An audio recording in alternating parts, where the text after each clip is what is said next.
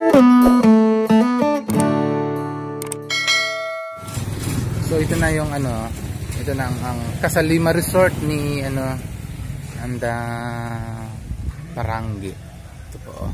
Ito ba ang pinaka ano, pinaka highlights. Ano. Ito po ang andito na lang ako. Dito po ako sa entrance nila. Ayun. Ako sa entrance. Ayan. Ano may pang mga gagawin dito. May naglalaro pa ng diba diyan. Yan ang kanilang ano. Yan.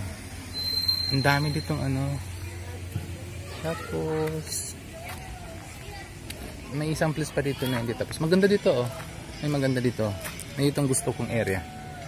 Parang ano sa ano, yung pang anong pang ibang bansa. Pero hindi pa rin tapos 'yan.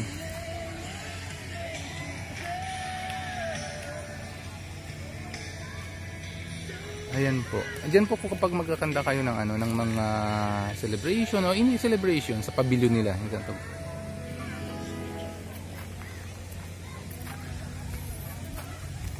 Yung cottages nila, oh bawal itong smoking. Maganda ito, bawal ang no smoking. So ito yung ano oh. Ito yung papunta doon. Ayan yung mga ano na yung mga mangroves.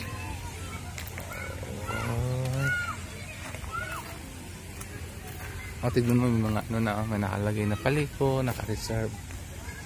O, yung ganda.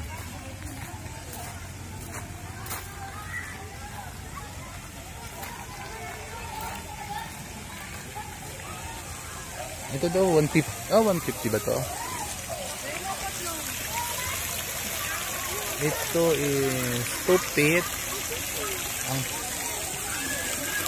At ang pinakamalaki doon is 5.5 feet. Yung ano na, yung malaking kadyo parang pavilion type, 2,000 plus yan ang ano, yung bayad po.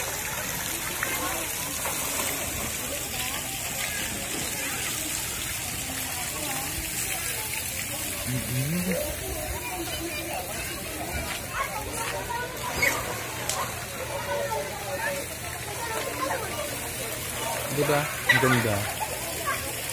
May kanya-kanya yung palitan po mga bata. Tapos yun doon sa mga adults na. Ang entrance ito is 120 kapag mag-ano ka.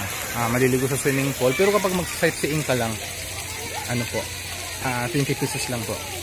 Ang ganda, tignan mo naman. Oh. Ito po yung ano, may agdanan pa dito. Pero hindi pa tapos.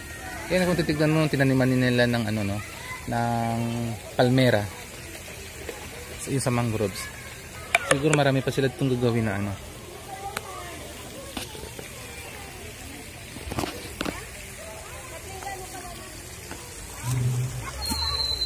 Marami sila pang gagawin dito.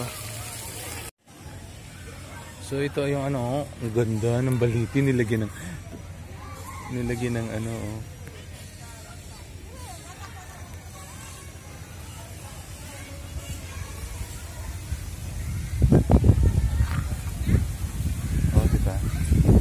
Yan ang laki.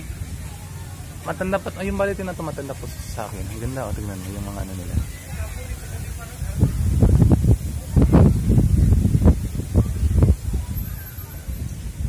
Tapos yung sa Malay na yan, ginawa nilang basketball. Yung kapag may pumupunta dito sa ano, hindi pa ito tapos masyado. Marami pang mga gawa.